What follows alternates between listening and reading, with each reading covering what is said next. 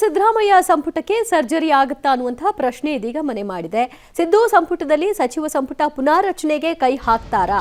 ಹಾಗಾದ್ರೆ ಯಾರ್ಯಾರಿಗೆ ಕೊಡ್ತಾರೆ, ಯಾರಿಗೆ ಮಣೆ ಹಾಕಲಾಗುತ್ತೆ? ಡಿಸಿಎಂ ಡಿಕೆ ಶಿವಕುಮಾರ್ ಪರೋಕ್ಷವಾಗಿ ಒಂದು ಸುಳಿವನ್ನ ಕೊಟ್ಟಿದ್ದಾರೆ.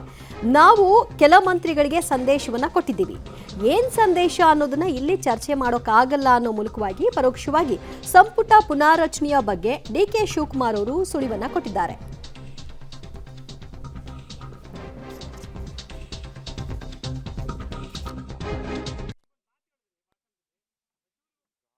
ಕಾಂಗ್ರೆಸ್ ಪಾರ್ಟಿಗೆ ದೇವಸ್ಥಾನ ದೆಹಲಿಲಿರೋದು. ಖಂಡಿತ ನಮ್ಮ ನಾಯಕರುಗಳನ್ನ ಭೇಟಿ ಆಗದೆ ನಾನು ಬರ್ತೀನ, ಹೋದ್ಮೇಲೆ ಎಲ್ಲರನ್ನೂ ಭೇಟಿ ಮಾಡೇ ಮಾಡ್ತೀನಿ. ಅದು ನನಗೆ ಗೊತ್ತಿಲ್ಲ. ಚೀಫ್ ಮಿನಿಸ್ಟರ್ ಕೇಳಿ, ನಮ್ಮ ACC ಜನರಲ್ ಸೆಕ್ರೆಟರಿ ಕೇಳಿ. ನನಗೇನಾದ್ರು ಗೊತ್ತಾದ್ರೆ ಖಂಡಿತ ನಮ್ಮ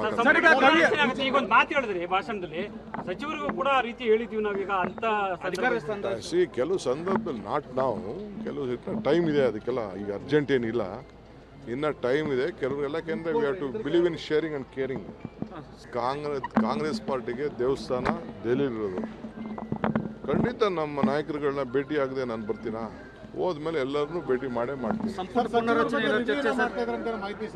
ಅದು ನನಗೆ ಗೊತ್ತಿಲ್ಲ. ಚೀಫ್ ಮಿನಿಸ್ಟರ್ ಕೇಳಿ, ನಮ್ಮ ACC ಜನರಲ್ ಸೆಕ್ರೆಟರಿ ಕೇಳಿ. ನನಗೇನಾದ್ರು ಗೊತ್ತಾದ್ರೆ ಖಂಡಿತ ನಮ್ಮ ಕೆಲವು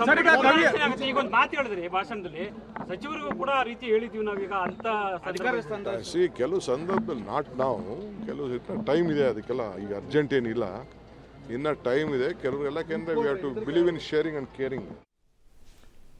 ಕರೆಕ್ಟ್ ಸರ್, ಇನ್ನೂ ಟೈಮ್ ಇದೆ, ಇನ್ನೂ 1 ವರ್ಷ ಇದೆ. ಮುಂದಿನ ಡಿಸೆಂಬರ್ ಅಷ್ಟೊತ್ತಿಗೆ 2.5 ವರ್ಷ ಮುಗಿಬೇಕಲ್ಲ. ಇನ್ನು ಸತೀಶ್ ಜಾರಕಿಹೊಳಿ ಅವರು ಕೂಡ ಈ ವಿಚಾರದಲ್ಲಿ ಮಾತನಾಡಿದ್ದಾರೆ. ಏನು ಹೇಳಿದ್ದಾರೆ ಅವರು? ಸತೀಶ್ ಜಾರಕಿಹೊಳಿ ಅವರು ಸಂಪುಟ ಪುನರ್ರಚನೆನ ಅಥವಾ ಸಂಪುಟ ವಿಸ್ತರಣೆ ಮಾಡೋಕ್ಕೆ ಏನಿದೆ, ಒಂದಿರಬೇಕು ಅಷ್ಟೇ. ಸಚಿವ ಸತೀಶ್ ಜಾರಕಿಹೊಳಿ ಪ್ರತಿಕ್ರಿಯೆ ಏನು ಕೊಟ್ಟಿದ್ದಾರೆ ಅಂದರೆ, ಸಚಿವರ ಬದಲಾವಣೆ ವಿಚಾರ ನನಗೆಲ್ಲ ಗೊತ್ತಿಲ್ಲ, ಆದರೆ ಅದೇನೋ ಪರ್ಫಾರ್ಮೆನ್ಸ್ ಕಾರ್ಡ್ ಕೊಡ್ತಾರಂತೆ ಅಂತ ಸಚಿವ ಸತೀಶ್ ಜಾರಕಿಹೊಳಿ ಹೇಳಿಕೆ ಕೊಟ್ಟಿದ್ದಾರೆ. ಈಗ ಬದಲಾವಣೆ ಮಾಡಬೇಕಾಗಿದೆ, ಎಲ್ಲರನ್ನೂ ಸಮಾಧಾನ ಮಾಡಬೇಕಾಗಿದೆ. ಆ ನಿಟ್ಟಿನಲ್ಲಿ ಪರ್ಫಾರ್ಮೆನ್ಸ್ ಕಾರ್ಡ್ ಅಂತೆ, ಅದಕ್ಕೆ ಮಾನದಂಡಗಳು ಏನು ಅನ್ನೋದು ಗೊತ್ತಿಲ್ಲ. ಸದ್ಯಕ್ಕೆ ಏನು ಮಾತಾಡಿದರೆ ಕೇಳಿಸ್ಕೊಳ್ಳಿ. ಬದಲಾವಣೆ ಅಸಾಧ್ಯ ಸರ್. ಕೆಲವು ಸಚಿವರುಗಳಿಗೆ ಈಗ ಏನು ರಿವ್ಯೂ ಮಾಡ್ತಿದ್ದಾರೆ, ಸಚಿವರನ್ನ ಬದಲಾವಣೆ ಮಾಡಬೇಕು ಅಂತ ಚರ್ಚೆ ಪಾರ್ಟಿ ಅಂತ ನಡೀತದೆ ಸರ್. ಅದು ಗೊತ್ತಿಲ್ಲ. ನಾವು ಪೇಪರ್ದಲ್ಲಿ ನೋಡಿದೀವಿ ಇವತ್ತು.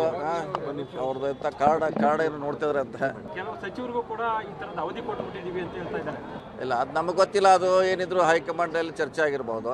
ನಮಗೆ ಯಾರಿಗೆ ಏನು ಟೈಮ್ ಕೊಟ್ಟಾರ, ಎಷ್ಟು ಅವಧಿ ಇದೆ, ಅವ್ರು ಎಷ್ಟು ದಿವಸ ಇರ್ತಾರೆ, ಅದು ನಮಗೆ ಗೊತ್ತಿಲ್ಲ.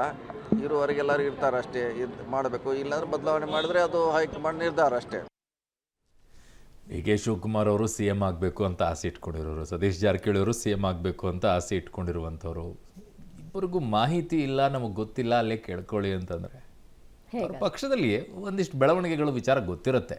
ಮುಖ್ಯಮಂತ್ರಿಗಳ ಬದಲಾವಣೆ ಗೊತ್ತಿಲ್ಲದೆ ಇರಬಹುದು, ಆದರೆ ಮಂತ್ರಿಗಳ ಬದಲಾವಣೆ ವಿಚಾರದಲ್ಲಿ ನನ್ನ ಪೊಲಿಟಿಕಲ್ ಬ್ಯೂರೋದಿಂದ ನನ್ನ ಸಹೋದ್ಯೋಗಿ ಸುಖೇಶ್ ನನ್ನ ಸಂಪರ್ಕಕ್ಕೆ ಸಿಗ್ತಾ ಇದ್ದಾರೆ. ಸುಖೇಶ್, ಮುಖ್ಯಮಂತ್ರಿಯ ಸ್ಥಾನ ಬದಲಾವಣೆ ಆಗ್ಬಿಡುತ್ತೆ, ಸಿದ್ದರಾಮಯ್ಯವರು ಇಳಿದು ಬಿಡ್ತಾರೆ, ಬೇರೆದವರೆಲ್ಲ ಈಗ ಟವೆಲ್ ಹಾಕ್ತಾ ಇದ್ದಾರೆ ಅನ್ನೋ ಚರ್ಚೆ ಆಗ್ತಾ ಇತ್ತು. ಸಡನ್ ಆಗಿ ಈಗ ಸಂಪುಟ ಪುನರ್ರಚನೆ ವಿಚಾರ ಚರ್ಚೆಗೆ ಯಾಕೆ ಬರ್ತಾ ಇದೆ? ಇದರ ಹಿನ್ನೆಲೆ ಏನು ಅಂತ?